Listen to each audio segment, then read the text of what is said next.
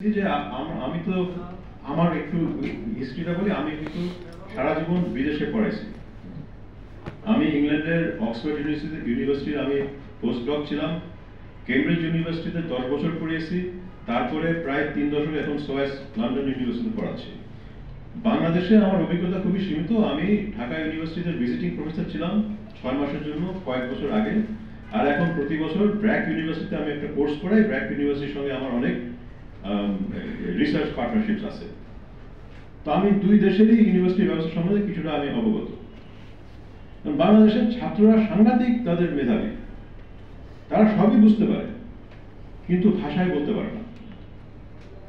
সে ইংরেজিতেও বলতে পারে না, বাংলাতেও বলতে পারে না। আমরা যে বাংলাকে জাতীয় ভাষা বানিয়েছি, আমার দুঃখ লাগে যে ইংরেজিতে বলতে পারে না, বাংলায় বলেন না। বাংলায় বলতে তার অসুবিধা হয়।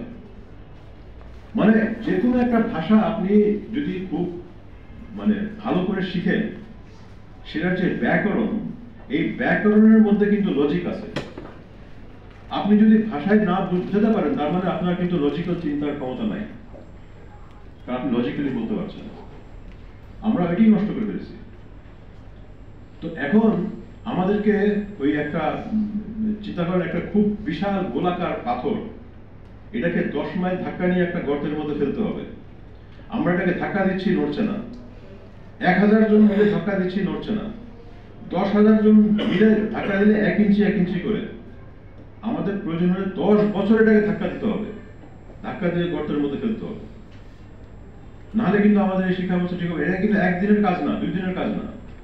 কিন্তু আমাদেরকে ওই পাথর ধাক্কা দেওয়া কাজ শুরু করতে হবে, যেটা আপনারা শুরু করছেন। এটা আমি আপনাদের অভিনন্দন জানাই যে এটা এটা যে বোধোদয় হয়েছে যে এটা একটা বিশাল কাজ, এবং এই ধাক্কা আমাদের এখন শুরু করতে হবে। এটা একটা খুব ভালো জিনিস।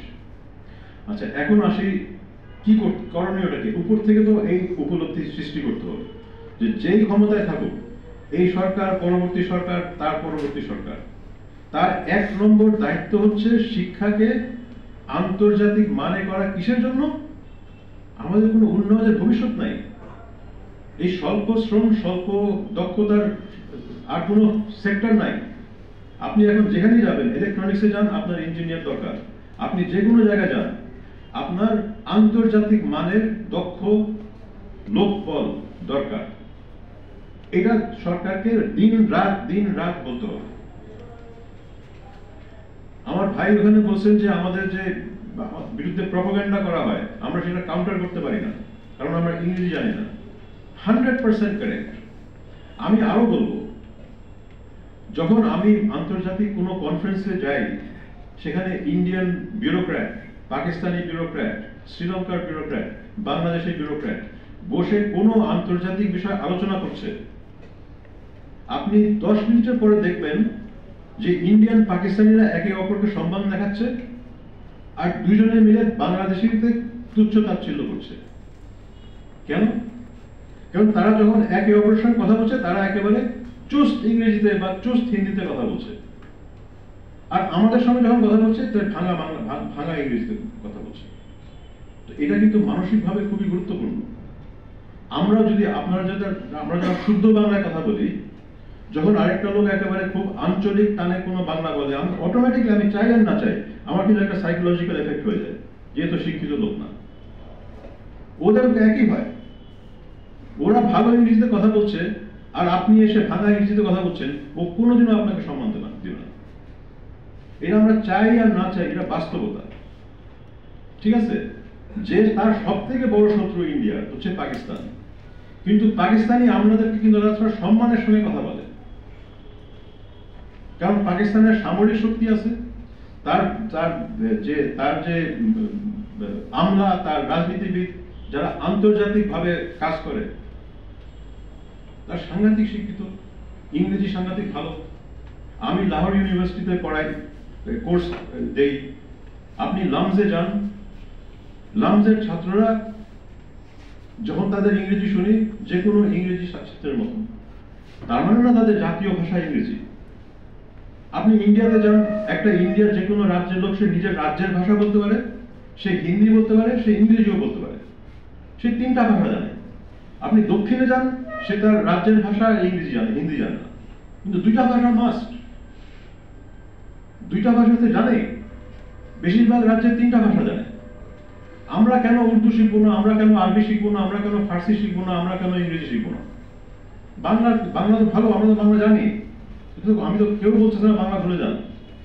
বাংলার সঙ্গে আরো কয়েকটা ভাষা আমাদের জানা দরকার, এবং শুধু জানা দরকার না, ওই ভাষা জেনে আমি ওই দেশের লোকের সঙ্গে তার সঙ্গে কথা বলবো, সে আমাকে সম্মান দেখাবে। এটা কেন হবে না? এখন আসি নিচের ব্যাপারটা। আপনি শুরুতেই একজন বলছিলেন, আমার খেয়াল নাই কে, যে দুইটা ব্যাপার আছে, একটা জবাবদিহিতা আর একটা হচ্ছে উৎকর্ষ মানের গবেষণা শিক্ষা। এই দুটা কিন্তু ভিন্ন আপনার লক্ষ্য। আমাদের সমস্যা হচ্ছে যে অনেক ক্ষেত্রে জবাবদিহিতা ভুল জায়গায় নিয়ে যাচ্ছে আমাদেরকে। ছাত্রের প্রতি জবাবদিহিতা মানে হচ্ছে ছাত্র তার সার্টিফিকেট চায়, এখন যত তাড়াতাড়ি থেকে সার্টিফিকেট দাও। শিক্ষকের জবাবদিহিতা হচ্ছে শিক্ষক চায় যে আমার পদোন্নতি হোক। রাষ্ট্র চায় যে তার পক্ষের শিক্ষক পদে বসুক, রাজনৈতিক দলের গান গাবে সে। তো এই রকম জবাবদিহিতা তো দরকার নেই। আমাদের যেটা দরকার সেটা হচ্ছে জবাবদিহিতার সঙ্গে চেক এন্ড ব্যালেন্স আনা। এই যে বিভিন্ন স্টেক হোল্ডার, একটা হচ্ছে আপনার শিক্ষক, তারপরে হচ্ছে ছাত্র, তারপরে সরকারের কিছু থাকতে পারে যে আপনি এখন যদি বসে ইউনিভার্সিটিতে মানে এমন সব কথা বলেন যে আপনার রাজনৈতিক অস্থিরতা সৃষ্টি হচ্ছে, তার হয়তো কিছু বক্তব্য থাকতে পারে, সেও একটা স্টেক হোল্ডার। কিন্তু সব থেকে বড় স্টেক হোল্ডার হচ্ছে ভবিষ্যৎ প্রজন্ম। কারণ আমরা যদি উন্নয়ন না করতে পারি, আমরা যদি দেশের উন্নতি না আনতে পারি, তাহলে তো আমরা আমাদের শর্ট টার্ম স্বার্থ যাই হোক না কেন, দেশের লং টার্ম স্বার্থ আমরা ক্ষতি করছি। এই চেক অ্যান্ড ব্যালেন্সটা কিভাবে আনবো, এটা কিন্তু কোনো সহজ উত্তর নাই। আমি 30 বছরের বেশি ইংল্যান্ডে এই শিক্ষকতায় আছি, তারা কিন্তু এখনো তাদের সংস্কার চলছে, এই সংস্কারের কোনো শেষ নাই। কারণ হচ্ছে যে শিক্ষকরা কোনোদিনও চায় না যে অন্য কেউ তাকে এসে বলবে সে কিভাবে শিক্ষকতা করবে। শিক্ষক সবসময় বলবে আমি তো জানি, কিন্তু আসলে শিক্ষক সবকিছু জানে না। আমি ভালো শিক্ষকদের কথা বলছি। আমি আমার সাথে একটা বাড়তি সমস্যা হচ্ছে যে অনেক শিক্ষক তার শিক্ষক হওয়ারই কথা ছিল না। আমি বলছি যে ভালো শিক্ষক যে অ্যাকচুয়ালি অনেক গবেষণা করছে, অনেক প্রবন্ধ লিখছে, অনেক বই লিখছে, সেও কিন্তু অনেক সময় পড়াইতে জানে না। পড়াইতে গিয়ে সে দেখে যে সে যেভাবে পড়াচ্ছে স্টুডেন্টরা এটা বুঝতে পারছে না, বা সে যেই লেভেলে কথা বলছে কেউ এটা ধরতে পারছে না। তো আপনি ভালো গবেষক বলে যে আপনি ভালো শিক্ষক, এটার কোনো মানে নেই। আর আপনি ভালো শিক্ষক বলে আপনি ভালো গবেষক, এটারও কোনো কানেকশন নেই। তো আমি আমার যে ইউনিভার্সিটি, লন্ডন ইউনিভার্সিটিতে, এটা কিন্তু চলমান একটা দ্বন্দ্ব, যে একদিকে হচ্ছে ছাত্ররা চাচ্ছে তাদেরকে এমন ভাবে শিক্ষা দেওয়া যে তারা তাড়াতাড়ি শিক্ষাটা নিয়ে চাকরি পেতে পারে। শিক্ষক চাচ্ছে আমি আমার গবেষণার কাজে ব্যস্ত, আমি এত পড়াইতে পারবো না, আমি পড়াইতে গেলে আমার গবেষণা ক্ষতিগ্রস্ত হচ্ছে, আমার কি বলে রিওয়ার্ড, আমার ইনসেন্টিভ হচ্ছে আমি যত প্রবন্ধ লিখবো, যত উচ্চমানের জার্নালে পাবলিশ করবো, আমার প্রমোশন হবে। সো ভালো গবেষকের সঙ্গে কিন্তু শিক্ষার একটা দ্বন্দ্ব আছে। সে শিক্ষায় সময় দিতে চায় না, সে গবেষণায় সময় দিতে চায়। আমি বাংলাদেশের কথা বলছি, আমি টপ ইউনিভার্সিটিগুলোর কথা বলছি, ওখানেই দ্বন্দ্ব। সরকার চায় যে ইউনিভার্সিটিগুলোতে এমন কিছু আলোচনা না হয় যে সেটা রাজনৈতিকভাবে বিতর্কিত। এটা নিয়ে প্রচুর কিন্তু দ্বন্দ্ব চলছে আপনার পাশ্চাত্যের দেশগুলোতে। যেমন ধরেন আপনি ইসরায়েলের বিরুদ্ধে কথা বললে এটা অ্যান্টিসেমিটিক, এটা নিয়ে কিন্তু আইন আছে। আপনি আমাদের স্টুডেন্ট, অনেক সময় আমাদের অনেক স্টুডেন্ট কিন্তু মানে বিপদে পড়ে, তারা কোনো মিটিংয়ে কোনো ইসরায়েলের জায়নিজমের বিরুদ্ধে কথা বলছে, এখন সরকার এসে বলছে তুমি এটাকে থামাও, একে বহিষ্কার করো, একে ই করো, এই করো। তার মানে ইউনিভার্সিটির সঙ্গে রাষ্ট্রের একটা দ্বন্দ্ব চলছে, ছাত্র এবং গবেষক, ছাত্র এবং শিক্ষকের মধ্যে দ্বন্দ্ব চলছে। এই যে চেক অ্যান্ড ব্যালেন্স, এটা একটা চলমান বিষয়। ইসলামী জঙ্গিবাদের বিরুদ্ধে বিভিন্ন পাশ্চাত্যের দেশে আইন আছে, যেমন ইউকেতে একটা ল আছে প্রিভেন্ট। প্রিভেন্ট মানে হচ্ছে যদি কোনো শিক্ষক জানতে পারে যে আমার ছাত্র ইসলামী জঙ্গিবাদের দিকে যাচ্ছে, আইনত তাকে সেটাকে রিপোর্ট করতে হবে এবং সেই ছেলে বা মেয়ে যাতে ওই জায়গায় না যায় এটাকে প্রিভেন্ট করার জন্য তাকে পদক্ষেপ নিতে হবে, তাকে আবার বাড়তি শিক্ষা দিতে হবে, তাকে অন্য জায়গায় নিয়ে আসতে হবে। এটার বিরুদ্ধে প্রচুর আন্দোলন হয়েছে, আমরা সবাই এটার বিরুদ্ধে অনেক লড়েছি এবং সেই লড়াই এখনো চলছে। অর্থাৎ রাষ্ট্র, শিক্ষা ব্যবস্থা, শিক্ষক, গবেষক, ছাত্র, এদের স্বার্থ কিন্তু এক না। এরা বিভিন্ন দিকে আপনাকে টানাপোড়েনের মধ্যে আপনি থাকবেন। গভর্নেন্সটা মানে হচ্ছে এই চেক অ্যান্ড ব্যালেন্সের মধ্যে দিয়ে আমরা একটা শিক্ষা ব্যবস্থাকে ভালো জায়গায় নিয়ে যাব। তো এই আলোচনা আজকে শেষ হবে না, এটা আজকে শুরু। কিন্তু কোন সরকারই আপনাকে বলবে না আপনি যা ইচ্ছা বলেন আমি কিছুই বলবো না। আপনাকে সেটার বিরুদ্ধে প্রতিরোধ করতে হবে, লড়াই করতে হবে যে না আমি এটা বলার আমার অধিকার আছে, আপনি থামাইতে পারবেন না। হ্যাঁ, এখন আমাদের যে গত 10-15 বছরের ফ্যাসিবাদ যে হয়েছিল সেখানে কিছুই বলতে পারতাম না। তবে এমনও তো না যে আমি এখন যা ইচ্ছা বলবো সেটা সম্ভব। এই যে জায়গাটাতে আসা যে কোন জিনিসটা আমার সমাজের জন্য ভালো, এটা আমারও একটা দায়িত্ববোধ আছে, কিন্তু আমার দায়িত্ববোধের চাইতেও আমার যে সমাজে অন্য স্টেক হোল্ডার আছে তাদের সঙ্গে একটা চলমান আপনাকে আলোচনা, দ্বন্দ্ব এবং প্রতিযোগিতায় থাকতে হবে। এটাই হচ্ছে আধুনিকতা, এটাই হচ্ছে গণতন্ত্র। আপনার এখানে কেউ আইন করে বলতে পারবেন না আপনি এটা বলতে পারবেন, এটা বলতে পারবেন না, এটা নেগোসিয়েশনের মধ্যে বেরোবে আস্তে আস্তে। এই নেগোসিয়েশনটাই হচ্ছে গণতন্ত্র, এই নেগোসিয়েশনটাই হচ্ছে চিন্তার জগৎ খুলে দেওয়া। তো আমি এখানেই শেষ করবো দুইটা কথা বলে, যে একদিকে হচ্ছে উপর থেকে চাপ সৃষ্টি করতে হবে আপনাদেরকে, এবং সেই চাপটা সৃষ্টি করার একটা মানে ভালো হচ্ছে যে সস্তা শ্রম আর অদক্ষ শ্রমিকের যুগ শেষ, এখন হচ্ছে উচ্চ শিক্ষার যুগ। এবং এখানে ইংরেজি আমি মনে খুব গুরুত্বপূর্ণ পয়েন্ট, আমরা যদি আন্তর্জাতিক ভাষা না জানি আমরা কিন্তু আন্তর্জাতিক জায়গায় বাঁচবো না। আমরা এত হিন্দি সিনেমা, এত হিন্দি দেখি, কেউ ভালো হিন্দি বলতে পারে? আমরা যদি একজন ভারতীয়কে ভালো হিন্দিতে গালি দিতে পারি ও কিন্তু চুপ হয়ে যাবে। আমি যদি একটা পাকিস্তানিকে ভালো উর্দুতে বলতে পারি যে তুমি কি করছো আমার দেশে, সে কিন্তু আমার কথা শুনবে। আচ্ছা, হিন্দি উর্দু না জানি, ইংরেজি জানি, বাংলায় বলে কোনো লাভ নাই। ঠিক আছে, এই জিনিসটা আমাদেরকে জানতে হবে। এখন আর্টিফিশিয়াল ইন্টেলিজেন্স আসতেছে, আপনি একটা ভাষা শিখতে আপনি আপনার ফোনের মধ্যেই প্র্যাকটিস করতে পারেন। আপনি বাংলা বলেন, সে আপনাকে ইংরেজি বলবে, অটোমেটিকলি আসবে, আপনি শিখেন। কিন্তু আপনি আন্তর্জাতিক কনফারেন্সে গিয়ে আপনি এআই দিয়ে বলতে পারবেন না আমার কথাটা শুনেন, আপনার নিজের মুখ থেকে বেরোতে হবে।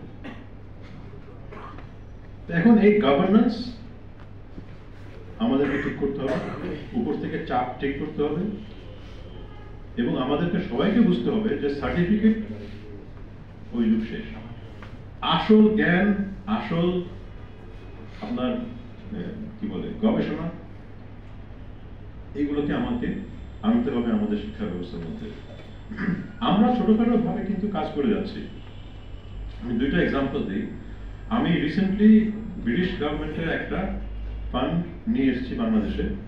আমরা সোয়াইসের মাধ্যমে বাংলাদেশি বিশ্ববিদ্যালয় আর ইউকে মানে ব্রিটেনের বিশ্ববিদ্যালয়ের মধ্যে পার্টনারশিপ তৈরি করার চেষ্টা করছি।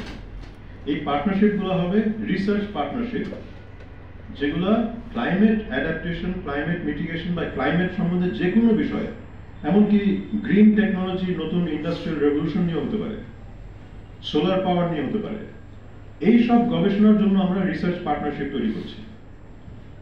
এখন রিসার্চ পার্টনারশিপ এক সাইডে হবে একটা ব্রিটিশ ইউনিভার্সিটি, এক সাইডে হবে একটা বাংলাদেশি ইউনিভার্সিটি, এবং তারা ছোট ছোট কাজ শুরু করবে যার মধ্যে এই রিসার্চ পার্টনারশিপ গুলো তৈরি হবে। তৈরি হলে এই রিসার্চ করার ক্ষমতাগুলো বাংলাদেশি ইউনিভার্সিটিতে আসবে। এটা একটা কাজ শুরু হয়ে গেছে, আমরা কিন্তু কন্ট্রাক্ট সাইন করে ফেলেছি। আরেকটা জিনিস আমরা করছি সেটা হচ্ছে যে সোয়াইস আর ব্র্যাক ইউনিভার্সিটির মধ্যে আমরা একটা জয়েন্ট পিএইচডি প্রোগ্রাম শুরু করছি। আমাদের যেটা গভর্নেন্স স্ট্রাকচার সেটা সরাসরি তখন ব্র্যাকে চলে আসবে যদি এটা সাইন হয়। এটা ইউজিসি এখনো অথরাইজ করে না, ইউজিসির সঙ্গে কথা হচ্ছে। এটা করে যেটা হবে যে পিএইচডি করার খরচটা ধাম করে কমে যাবে, কারণ ব্র্যাকের যেটা খরচ আর সোয়াসের যেটা খরচ এটার মাঝামাঝি জায়গায় চলে আসবে ফিটা, যেটা বাংলাদেশে অনেকের হাতের নাগালে চলে আসতে পারে আমরা আশা করছি। তার চেয়েও বড় হবে যে একটা বাংলাদেশি ইউনিভার্সিটি ইউকের কায়দায় কিভাবে পিএইচডি গভর্নেন্স করতে হয় তারা শিখবে। আমার মনে হয় এরকম হাজারো পার্টনারশিপ এখন সময় এসছে। বাংলাদেশি ইউনিভার্সিটির সঙ্গে আন্তর্জাতিক ইউনিভার্সিটি, যেটা তারেক ভাইও বলছেন, এই পার্টনারশিপ গুলোকে আমাদের আনতে হবে। এই পার্টনারশিপের মাধ্যমে আমরা গভর্নেন্স শিখব, কিভাবে শিক্ষার গভর্নেন্স করতে হয়, গবেষণার গভর্নেন্স করতে হয়। শুধুমাত্র একাডেমিক আনা না, যে আমি একটা প্রফেসর নিয়ে আসলাম, ওই ইউনিভার্সিটির সঙ্গে আপনি পার্টনারশিপ করবেন। আমরা জয়েন্ট মাস্টার্স পড়াবো, আমরা জয়েন্ট পিএইচডি করব, আমরা একটা কোর্স পড়াবো যেটা আপনার ওই ইউনিভার্সিটিতে আপনি পড়াতে পারবেন। যেমন ধরেন বাংলাদেশের ইতিহাস, বাংলাদেশ স্টাডিজ নিয়ে বা বাংলা নিয়ে বা যে কোনো একটা সাবজেক্ট নিয়ে ওই কোর্সটা বাংলাদেশের ইউনিভার্সিটি পড়াবে এবং সেটা অ্যাক্রেডিটেড হবে ওই ইউনিভার্সিটির মাস্টার্স একটা পেপার হিসাবে।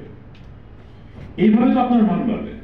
আপনি যখন আন্তর্জাতিক একটা ইউনিভার্সিটিতে একটা কোর্স পড়াতে পারেন তখন তো আপনার মান বেড়ে গেছে, আর ওরা যখন আপনার কোর্স পড়াবে আপনারও মান বাড়বে। আমার মনে হয় এইভাবে আমাদের মাল্টি ফ্যাসেটেড ভাবে আগাইতে হবে। এইসব research partnerships, PhD, joint PhD program, আপনি জয়েন্ট মাস্টার্স প্রোগ্রাম করেন, শিখেন গ্লোবাল। আমি অনেক বাংলাদেশি ডায়াসপোরা আছে আমেরিকায়, ইউকেতে, বিভিন্ন জায়গায়, অস্ট্রেলিয়াতে, এদের সঙ্গে আপনি জয়েন্ট প্রোগ্রামস তৈরি করেন। সো এই মাল্টি ফ্যাসেটেড, উপর থেকে চাপ, নিজের থেকে গভর্নেন্স, জয়েন্ট প্রোগ্রামস, এই তিনটা জিনিস করলে আমরা কিন্তু আগাবো। ধন্যবাদ।